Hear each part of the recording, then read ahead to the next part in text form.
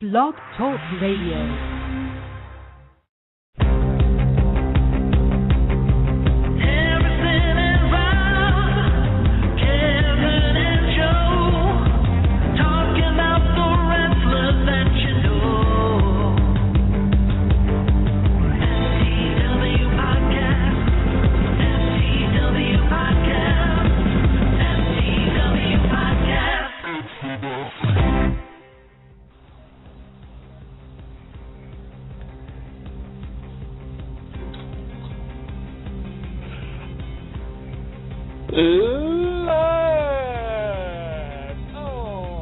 Coming to you live on Remote Talk Radio on February 12, 2012. It is the FTW Impact Wrestling TNA pay-per-view pre-show extravaganza of stars. I am Harrison. With me as always is Rob. Say hello, Rob. Hey. And Garvin. Say hello, Garvin. Hello. Joe and Kevin are not with us because they're too busy being hipsters and think they have something better to do, which is most likely on a Sunday night masturbating into a sock and then crying softly into their pillow.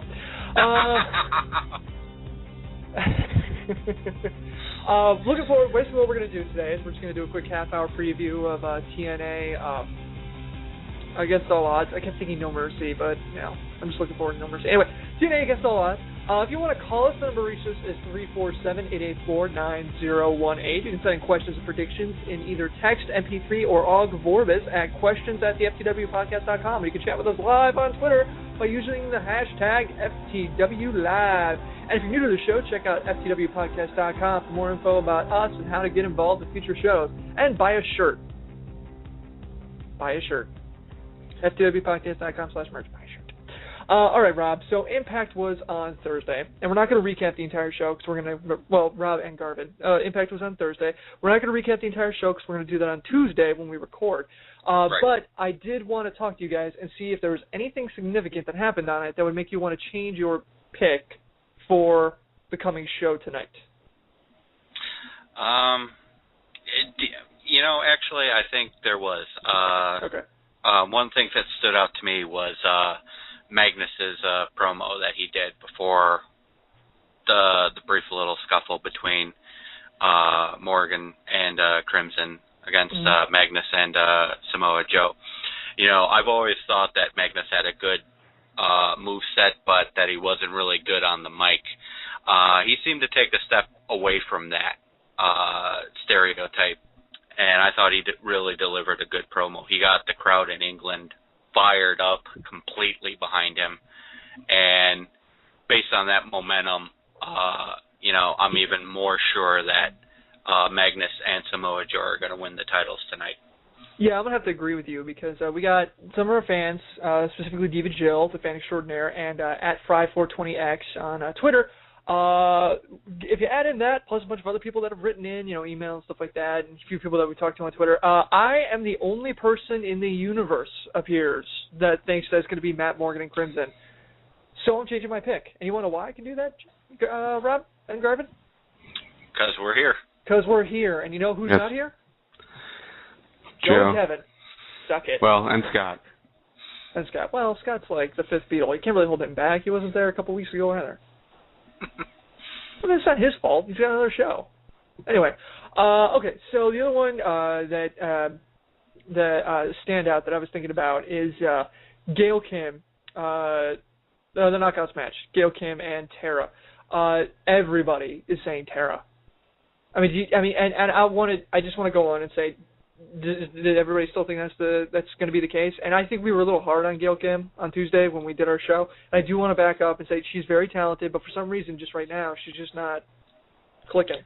Well, she's not really but look at how they did that segment on this week's Impact. I mean, she looked really strong. I mean, that was a very good way to build up, the match coming up between Tara and Gail, and it made Gail look strong, which they really haven't done ever, since she returned. Rob's either holding in a fart or he disagrees with you. It would be option two. Okay. I see where you're coming from, Garvin, and it was a strong performance. My problem with Gail Kim is that she's still I don't know if she's still getting used to being back in TNA or whatnot, but she's still coming off as like the very generic heel. You know, just the very, I'm not going to do anything to personalize this. I'm just going to be generic heel number 2. Mm-hmm. And I'd like to see her add in a bit more of her own personality and work it. I do think, based on what's going on, what went on Impact, I do think Tara's definitely going to get the win, because they had Tara pretty much get her ass handed to her, and TNA seems to follow generic wrestling rules. You know, face gets beat up right before a pay-per-view, face is going to win the pay-per-view. Yeah, it does seem that Rob, way. I'm not disagreeing with you that Gail isn't great and they haven't pushed her well. I'm just saying this week they did something right. You know, that they made her look strong individually. She didn't need someone else to back her up to help her. It was just Gail and Tara in the back, and Tara got laid out. Yeah, she didn't need Madison Rain or Karen Jarrett behind you. I agree. I'm with you on that one, Garvin. That they finally sold the option that Gail Kim can take care of herself. Okay. World Heavyweight Championship match. I mean, the other picks are pretty much straightforward. But the World Heavyweight Championship match, this is the one that we got a ton of feedback on who's going to pick, the 4-way match. And it seems like it's down to, if you have to look at it, Rude or Storm are usually what the picks coming in. I took Storm. Scott took Rude. Rob and I took Storm. Garvin, you took Bully Ray, and only really one person wrote in with that. Playboy, or at Playboy BPAC. Said Bully Ray. Now, do you want to change your pick, or are you still going with the dark horse candidate? No, I'm going to go with who I would like to see. Which, unfortunately, that's why I'm bad at this game. You're in last place because of that. I'm bad at this game because I go with who I think should be there, not the direction that they're going in general. And I'm not going to change my pick. It's too late to change my pick. WrestleMania is coming up, and I'm not going to catch up in this game at all. So there's no point. So I'm going to go with Bully Ray. But in Garvin's defense, he may be coming in like dead last with our picks or whatnot. But in his defense, I think that if pay-per-views went the way he predicted it, we'd have a pretty damn cool wrestling company. That's fair enough. That's fair enough, Rob. Way to suck up to the producer. That's good. Yeah. That's good. Hey, keep it coming. I mean, I don't mind that. Yeah, that's fine. All right. As always, if you want to call us, it's 347-884-9018. You can send any questions, predictions to us. Text MP3 or OGG Vorbis file questions at FTWpodcast.com. We're going to try and do these preview shows live on more occasions. Should be a lot of fun. All right, so we're going to go into the news. Wait. Before we move forward, sorry. There was one note that I made that I think was interesting, and that was both champs lost on Impact. And usually, if a champion loses the week before or throughout the build-up before pay-per-view, they usually retain. So it should be noted that Austin Aries, he got pinned clean. We also saw, was it Robert Roode got he tapped out to Sting. So I because of those two things, I think that that's very key going into the pay-per-view tonight. That's a fair point. The thing is, all of us picked Austin Aries for the X Division because we didn't think Shelley had enough yet to do really well with the belt. Diva Jill disagreed, and so did Scott. They both picked Alex Shelley. But yeah, that's a really good point. Both champs did lose. Yeah. And Velvet Sky got a push. I'm happy for that. Yay. Yes. Yay. Oh, sad little man. All right, so on to the main news. Apparently, TNA let go a talent. Just some guy named Vince. I don't know, something. Anyway, okay, so TNA has officially dropped the bombshell of 2012, and it's still, the rumors are still flying, and it's still confusing, but two facts remain. One, Vince Russo is gone, and two, the internet is very happy that Vince Russo is gone. He is. Yes. Whoo! Man, if you want to know, poll. If you want to take stock of how you are in a career, just see how the audience reacts when you walk out that door. Damn. Okay, so Vince Russo is out of TNA as head of creator. He's been head writer for almost 10 years at the company. Dave Lagana, who's the former WWE creative team member and was in charge of Ring King, looks like he's going to get the spot. But the thing is, Bruce Pritchard was named head of creative a few months ago. So I'm not sure exactly how that's shelling, like how that's. So what it seems personally to me, I mean, it's still rumors are still flying. There's nothing's been confirmed as of yet. I think it's going to be Bruce Pritchard is head of creative and Lagana is going to be head writer. That's probably a fair bet. Yeah, and I think Lagana's thing that he's going to be working the most on is going to be foreign stuff, England and Ring of King, because those are two shows that TNA brought the house down, and I can't see them walking away from that going, well, that was fun. Hey, let's go back to Orlando. Yeah. It's like, no, you stick around. You sell T-shirts off the boatload like that. So I think Pritchard's probably going to stay as head of creative.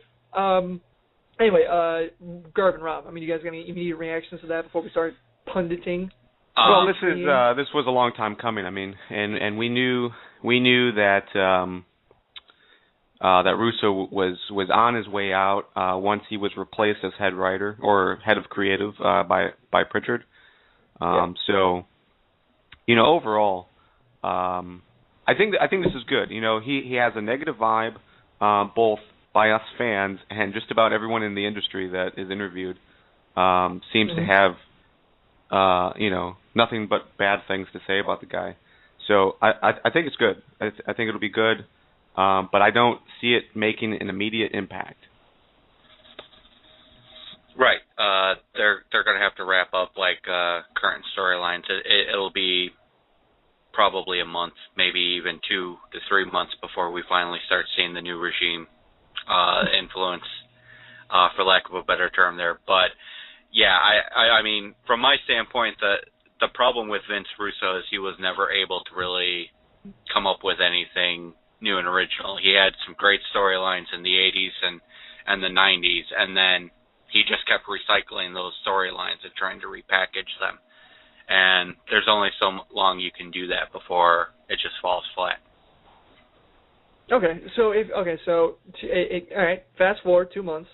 What is, if you have to sit down and make a prediction on what the big change is going to be, what do you think it's going to be?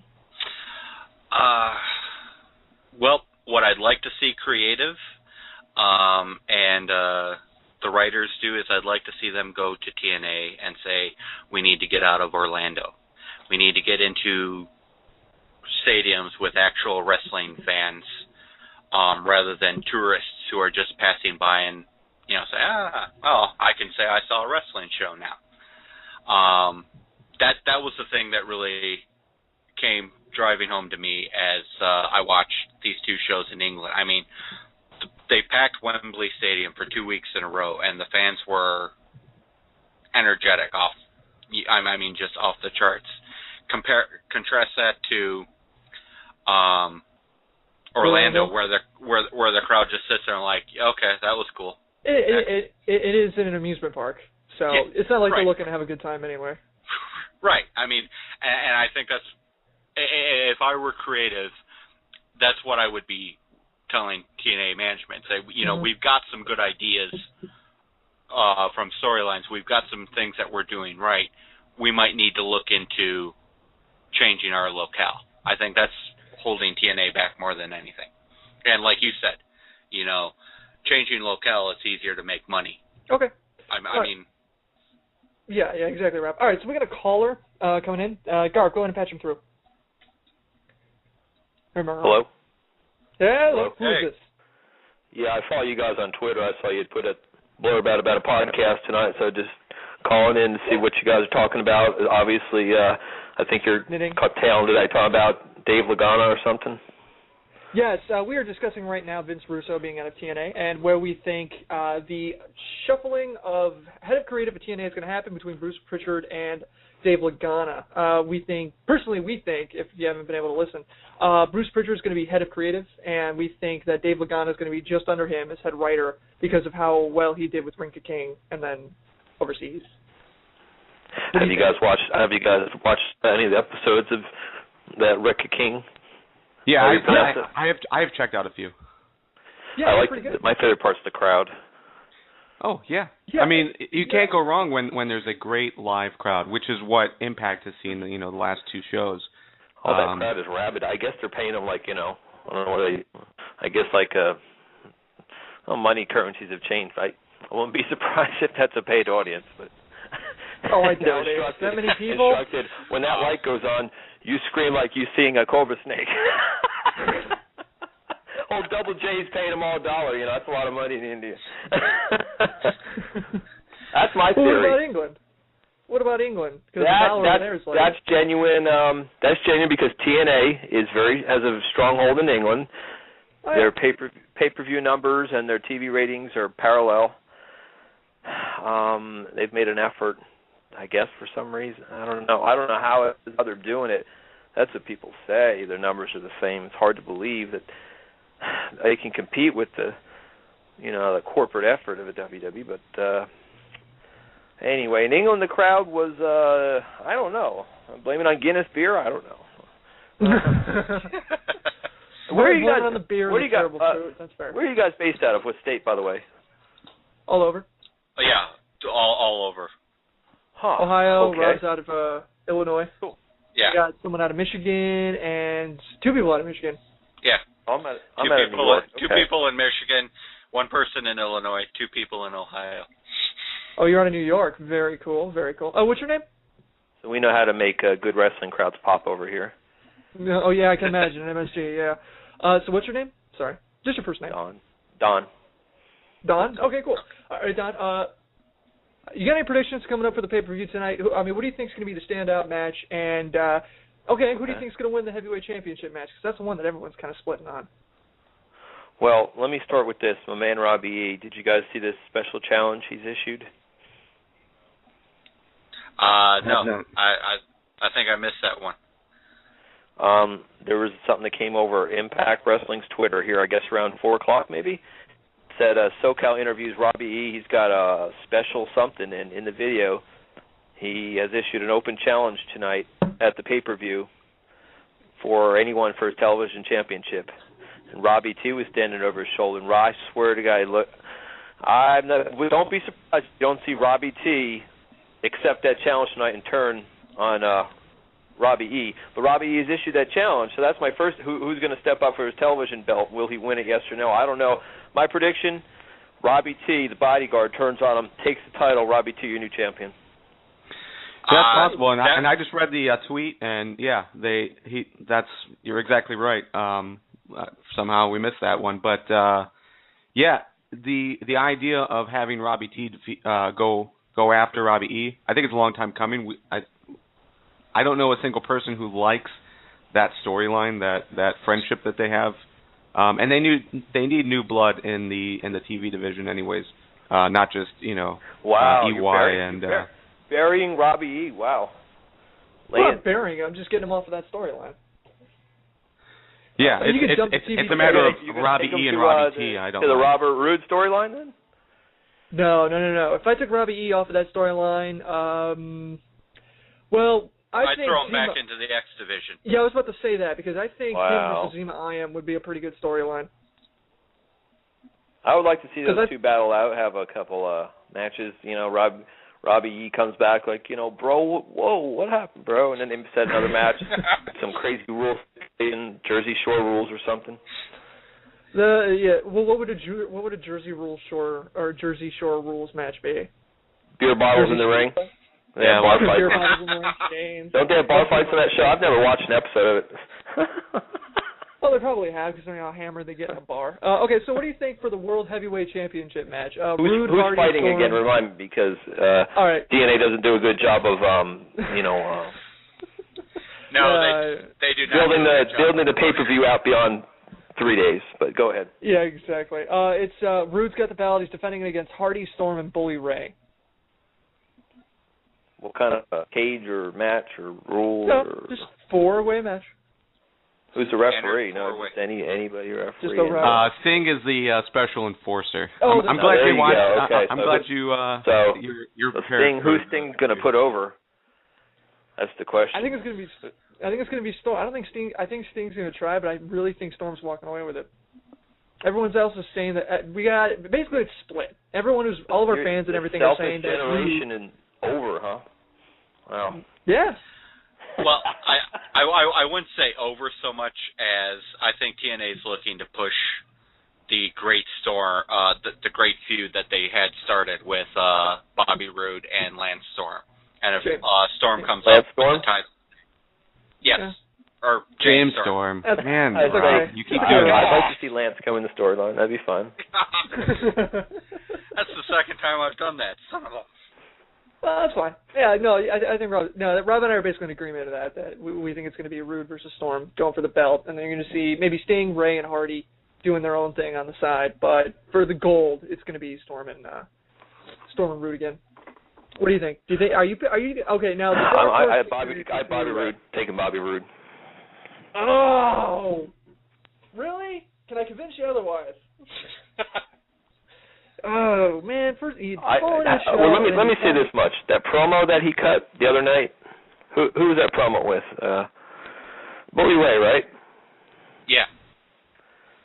That promo didn't impress me for some reason. The backstage promo impressed me, but that's one knock I can get on Bobby Roode. He's a Canadian for some reason. They're like Lance Storm, just a little bit bland. They're not like a crazy Tennessee cowboy like a James Storm. So. If for any reason to take the belt off Roode, I would give you, because his mic skills. Yeah. But I don't know. I mean, I don't even get me started on Bobby Roode character in the last pay-per-view. So I'll just stick at Roode. All right, fair enough. You're in good company. You got some of our best fans that are picking Roode, unfortunately. All right. Okay, one last thing. I want to ask you one more question, then we'll let you go. Okay, so Jeff Hardy, we haven't talked about this yet, but Jeff Hardy looks to be back on the roster. Do you see him making a showing tonight? You mean Jeff Jarrett? Sorry, Jeff Jarrett. Sorry, Rob. It's funny. I tweeted Jeff that same thing. I said, Robbie E.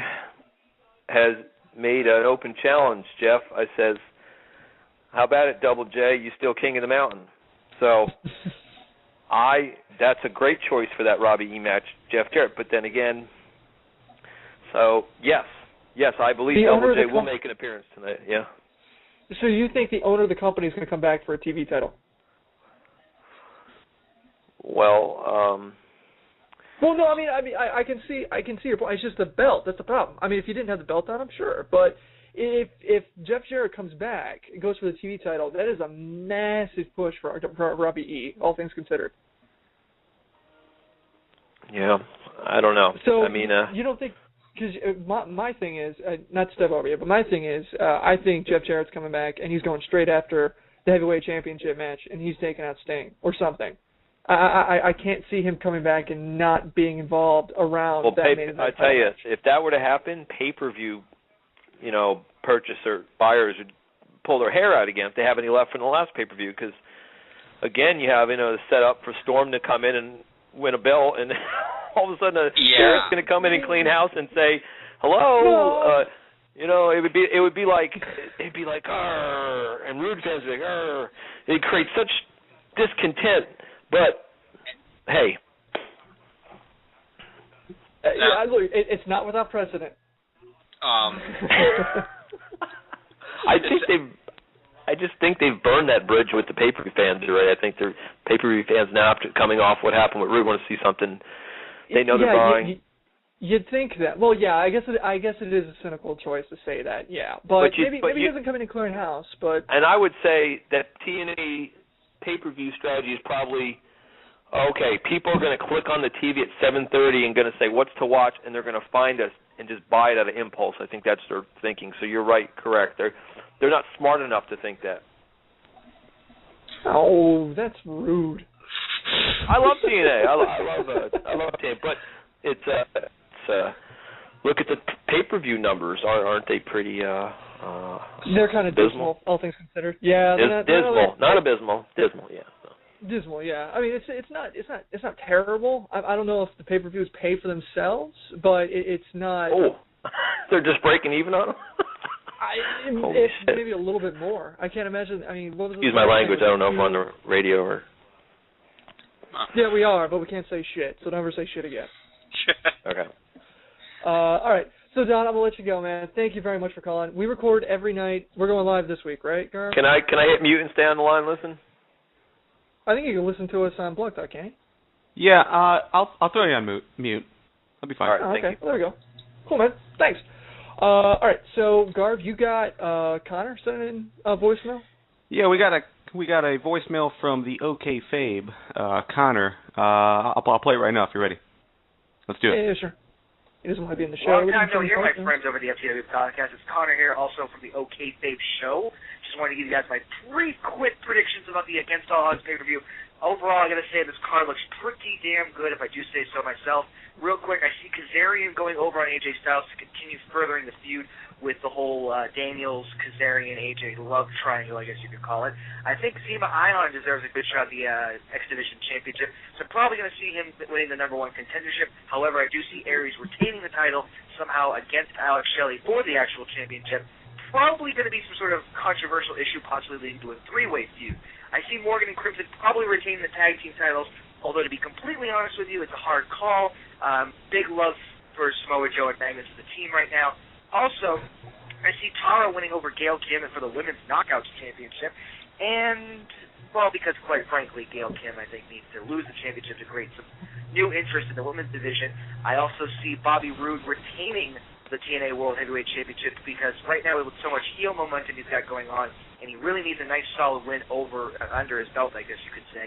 Oh, and I also forgot, some guy named Garrett Bischoff, I guess. I probably see him winning against Gunner just to, again, continue the whole rivalry and to get his revenge for Gunner for what he did for his DDT several weeks ago on Impact. So those are just my brief thoughts. I want to thank you guys if you use this on the show. Also, don't forget to follow me on Twitter, @OKFabe. I'll see you guys later. Take it easy. What the hell? He puts his own plug in his voicemail? What the hell was that? Yeah. No, they were all pretty good picks, and yeah, I forgot. They did add Garrett Bischoff versus Gunner on the card as well. Confirmed? It is confirmed. It's on the official TNA website. So. Oh, okay. Yeah. So we should probably talk about that coming up. Well, all right. I guess we can talk about it. Hey, Connor's great. Okay, Fave's great, but he's the guy who shows up at your birthday party with business cards and proceeds to hand them out to people. He's totally wrong about that. I don't know why he picked Morgan and Crimson. Nobody picked Morgan. I picked Morgan and Crimson. That was because I was drunk Tuesday.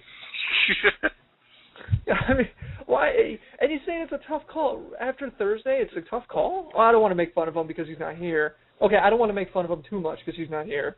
So, all right. So there we go. Let's talk about the other match. Let's talk about Jared's match. Rob, what do you think? I'll kind of agree with Connor. I think Garrett Bischoff is going to win, or at least the match with Gunner is going to go to like a no contest or something. After Hogan's endorsement of him and everything in England, I think they really need to do something to continue the push that Garrett's been getting. So I think he's going to end up winning. Go on, Garth. I completely agree that they have to push it. I think that if Garrett wasn't a Bischoff, we would probably all enjoy this feud a bit more, and I think it would come off to the crowd a lot better. Because right now, I mean, if you looked at on Impact, Garrett got like little to no reaction. He got mostly boos, if anything, and it was just because Hogan was there. Then that kind of gave him the stroke he needed, I guess, is what Hogan said. So, but yeah, I really don't care about this. I'm sad that Gunner has dropped so far. He was like the guy that they were pushing as the next main eventer, and then somehow partnering up with Bischoff and Flair has done him nothing. Oh, no, it hasn't done nothing. It just threw him in a reverse and hit the gas pedal. Yeah, Garvey, you hit the right end of the bed. It's Bischoff. I mean, why couldn't he just maybe a different name? Maybe if he just didn't walk out there as Bischoff's son, maybe that would be a little bit better. But it's just, because the crowd system. First off, Eric Bischoff is not well liked by fans because he openly attacks us. So, yeah, there's nepotism in there, and it's not going to work your way. So it's not like, you're not Mr. Perfect's kid. You're Eric Bischoff's kid, and we're not going to like you. Yeah, I mean, I'm sorry, go on, Rob. And the wrestling business has evolved where the feud between Eric Bischoff and Garrett Bischoff isn't genuine. I mean, oh yeah, absolutely, yeah. I mean, people know this is this is a storyline that Eric is using to help his son get momentum. Yeah. This is a very cynical and jaded time, and while this might have worked 10 years ago, it's not going to work now. You gotta kind of do what WWE's doing, where it's like, well, yeah, we know Triple H is going to take on Taker again at WrestleMania, but at least you're kind of toying with us a bit. Sure. And Chill and Don are both in the chat room. They completely agree. Garrett's going to get the win. Although I think they're both saying that Garrett sucks and Gunner is boring. So what does that mean for Gunner if we hate Bischoff, but we still give him the win? Let's all hope. That is a fall from grace. That means Gunner's career is over. Oh, he's done. Let's just hope that this is a 2-minute match tops. This is like a quick squash in some fashion. Well, that's even worse for Gunner. I mean, yeah, I don't know. Okay, do you see a point in the future where Garrett Bischoff is not under the specter of his dad? Or do you think that because Eric Bischoff is such a large personality, that's never going to happen? Sadly, I think this is going to be a repeat of David Flair. I mean, you had Ric Flair's son come out. The kid had some talent in WCW, but he never got anywhere because he didn't get past David Flair. He never got past being Ric Flair's kid. And the way TNA is pushing this right now, I don't see Garrett Bischoff getting under the specter of being Eric Bischoff's son anytime soon. Yeah, and it's not really that he's like behind or under the shadow of Eric. It's just that he's terrible, and as long as he's terrible, he will never reach what he needs to reach to get out of it. Because Eric really didn't do anything spectacular in the ring like a Ric Flair did or like a Mr. Perfect did. Even look at The Rock, and he was under the shadow of his father and his grandfather, but he was so good that it didn't matter at that point. He was able to go above it. I just don't see Garrett doing it. See, but at the same time, the Mayavias weren't as hated, like not like heels, like personally hated as much by the fans as Bischoff is. And Eric Bischoff it's not like, I mean, he seeks that shit out, and I don't know if it's self-flagellation or what, but he revels in it. He has no problem going out and fighting the fans for what he believes in, and I think that hurts his son. I think that hurts his son's thing because we see that name, and that's a brand, and we react to it accordingly. I mean, and thus far in his matches, Garrett hasn't really shown much. Yeah, he can do a few basic wrestling moves, like Wrestling 101 moves. He does pretty well, but he hasn't really come out and shown anything either on the microphone or in the ring that's going to make somebody say, yeah, you know what, I can root for this guy. Okay, so if you think he improves everything about him in every possible way, he might possibly maybe have a chance of not being under the specter of his father? If TNA pushes him as if TNA pushes him. I mean, like we made reference to The Rock. The WWE, I think, really handled this well when they saw that Rock was having trouble getting out from under the shadow of his father and his grandfather. They started pushing him as the first third-generation superstar in WWE history, and they really drove that point home. And they really helped. They really kind of helped him establish his own identity. No, TNA thus far hasn't done that. It's like, well, this is Eric Bischoff's son. Just one note. Don in the chat just threw out the name Shane O'Mac. He he excelled past the hatred that everyone had for Vince. This is true, but so, at the same point in time, Shane McMahon, especially when he was only a part-time wrestler, the guy was awesome. I mean, no, he was good in the mic. I mean, you see him taking 50-foot dives off of stuff and being thrown, and having Kurt Angle throw him through like the King of the Ring signs. I mean, yeah. Shane McMahon was an incredible athlete.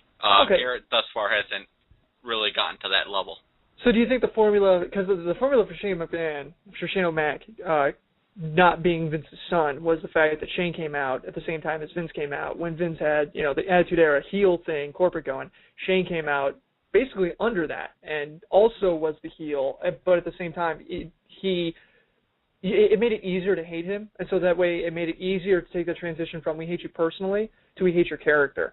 And I think that's maybe what they need to do with Garrett Bischoff, is just have him come out, be, Eric's right-hand man, and just, and then make it so that way it's easier for us to identify him and hate his character and not him. Yeah, that could work too. I mean, like you said, Shane McMahon started his character as like his dad's lackey. Yeah, exactly. And eventually said, no, you know what? I'm going to show you that I'm better than. Yeah, because that's all we're thinking anyway. I mean, we're thinking you're your dad's son. I mean, we're not going to, so you might as well come out, own it, and then change it.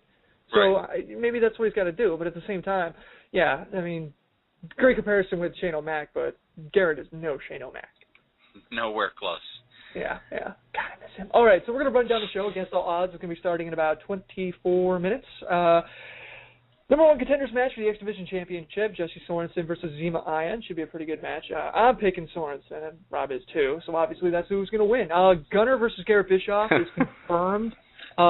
Suck it, Carvin. I don't care. I don't give a rat's ass if he took Zema Ion. It's not happening. Hey, Cry420X on Twitter said Zema Ion as well, so I think... If he's not on the show, he doesn't count. He can come on the show. He's going to be wrong, too. Fry, he is a friend of the show. He can have an opinion as well. Yeah.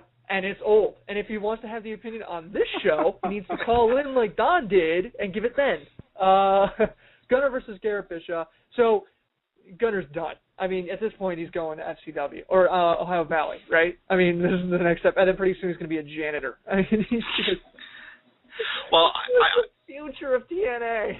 I think the problem with Gunner was another one. People say that one of TNA's problems is they don't know how to develop talent.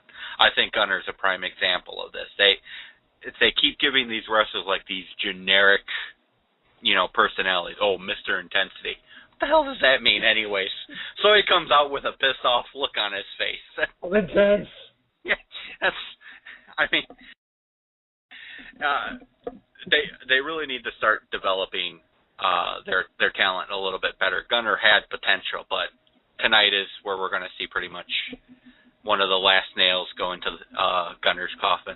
Yeah, tonight is one of those times when we can all just kind of look around and go, see? Told you. Yeah.